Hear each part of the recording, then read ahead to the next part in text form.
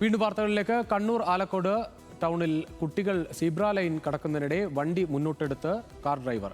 Home guard തടഞ്ഞിട്ടും car മുന്നോട്ടെടുത്തു. കുട്ടികൾ പോകാതെ നിൽക്കുന്നത് കണ്ടതിനാലാണ് കാർ എടുത്തതെന്നാണ് ഡ്രൈവറുടെ വിശദീകരണം. ദൃശ്യങ്ങളിലേക്കാദ്യം.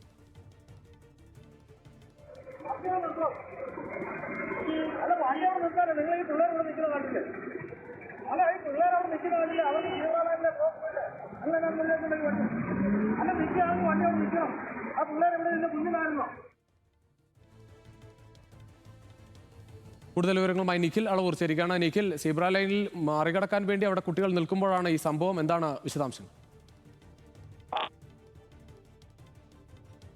ആദ്യം സീബ്ര ലൈനിൽ കയറി നിൽക്കുന്നു. പക്ഷെ പെട്ടെന്ന് ഈ വണ്ടി മൂവ് ചെയ്ത് വരുന്നത് കണ്ടതോടുകൂടി കുട്ടികൾ മുന്നോട്ട് പോകണമോ അവിടെ തന്നെ നിൽക്കണമോ എന്നൊരു കൺഫ്യൂഷനിലാകുന്നുണ്ട്. എന്ന് കുട്ടികൾ അവിടെ നിൽക്കുന്നത് കണ്ട് ഈ ഹോം ഗാർഡ് അവിടേക്ക് വരുന്നു. ഹോം ഗാർഡ് വന്ന് ഈ വാഹനം തടയാൻ ശ്രമിക്കുമ്പോൾ പോലും ഇയാൾ വാഹനം മുന്നോട്ടെടുക്കുന്നതാണ് നമ്മൾ കാണുന്നത്.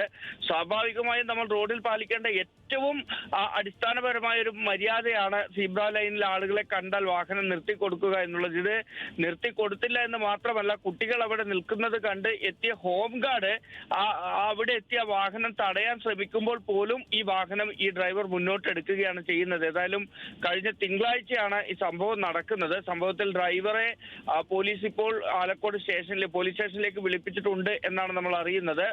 മറ്റ് കേസ് ഉൾപ്പെടെയുള്ള നടപടികളിലേക്ക് കടക്കുമെന്ന് തന്നെയാണ് അറിയുന്നത് ഇപ്പോൾ. ശരി നിഖിൽ.